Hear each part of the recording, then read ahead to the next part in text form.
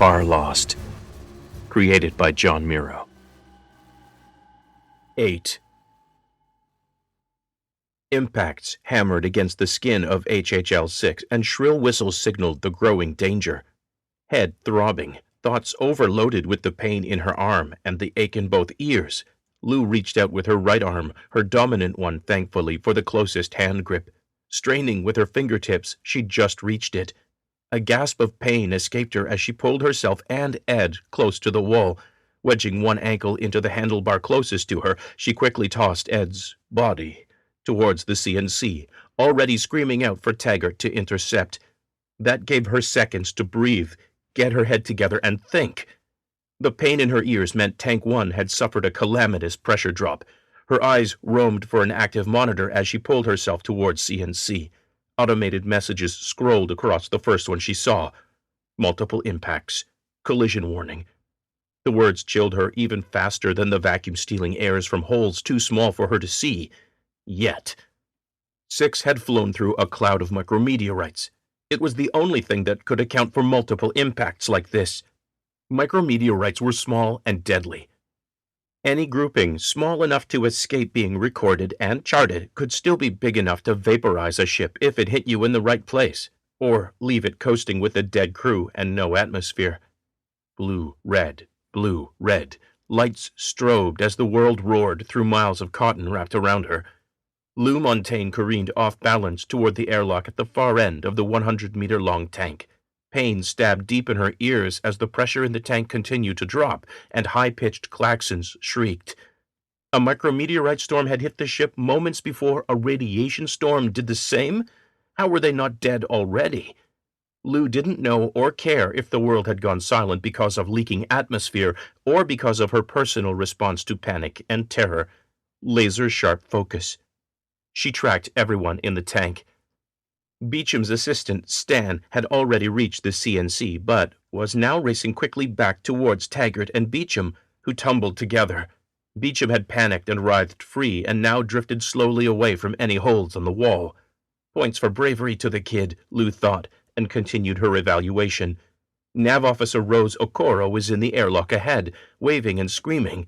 The woman was scared, but she'd strapped herself to the bulkhead inside the airlock and had the emergency kit open. Her eyes were wide, but she kept herself together and struggled to make sense of the situation, until her eyes landed on Commander Dwyer's body floating toward her. Lou saw her freeze then, eyes turning glassy with tears. Lou screamed at her, hoping to jerk her back into action. "Rose! Man the hatch! Rose!" Lou knew HHL-6 could keep its crew alive even if 60+% of the tanks she was comprised of lost their atmosphere, but it would die for sure if it lost its head, the human beings manning CNC. Rose was still frozen, still staring at the floating body of her former commander. Lou sucked in a lungful and bellowed, "Don't you fucking get us killed, Rose!" That did it. Something got through. Rose turned to the airlock control panel, punching in commands. The two halves of the airlock door slammed halfway shut, and Rose stood ready to seal it all the way closed. Stan, Beecham, and Taggart sailed into the metal of the half-closed airlock. Both Stan and the security guard held on and worked together to stuff a still-tumbling Beecham through.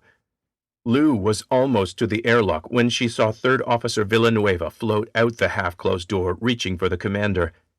Ed's body had already bounced off the alloy surface, leaving a splatter and spraying rippling blobs of blood as he spun. The whole time, the third officer roared commands. Lou heard little of it. The words were buried beneath what sounded like a jet engine's wash. He caught sight of the security chief. "Montaigne!" The airlock engine's whine was getting louder, but Lou felt more than heard the sirens. She reached her hands over her head, and Villanueva tugged on the line securing him, pulling him back to the airlock. With an elegance Lou wouldn't have guessed the stocky officer possessed, he bent his knees on the surface of the airlock and launched himself again, this time toward her. The aching in her ears was painful, and she knew the tank was losing too much air too fast. In moments, some chunk would rip away, and they would all be sucked out into space to die. Villanueva was close now, his arms outstretched. With movements practiced by a career of emergency drills in space, they hooked arms together. Then Villanueva was tugging on the line, sending them tumbling end over end back toward the airlock. The lights in the tank began to fail, creating an erratic, lightning-bright flicker. On one of Lou and Villanueva's rotations, head over feet back towards the airlock, she saw Ed Dwyer's corpse. Ed was picking up speed, drifting toward the wall perforated by the tiny dam rocks. Lou held on tight but did her best to keep her joints from locking, to bend the way Villanueva pulled her, and not to fight his rough handling. She looked back at Ed Dwyer's body again.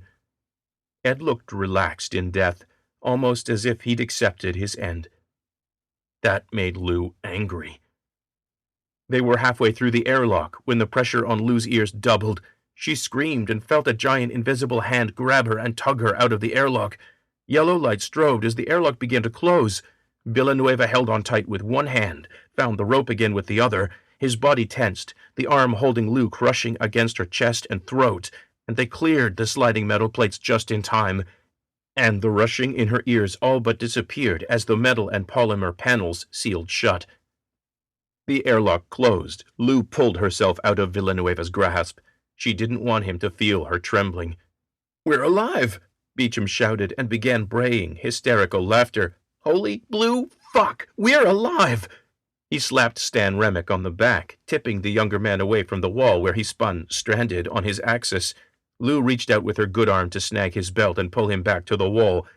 Beecham's laughter was cut off when a loud impact hammered into the armored exterior of the CNC. Then another, and another. Lou looked out a porthole, saw the stars swinging madly. The micrometeorites were still coming, and 6 was spinning out of control. "We're alive," she whispered. "For now." Farlost. Music by Kevin MacLeod of Incompetech.com. Learn more at servingworlds.com.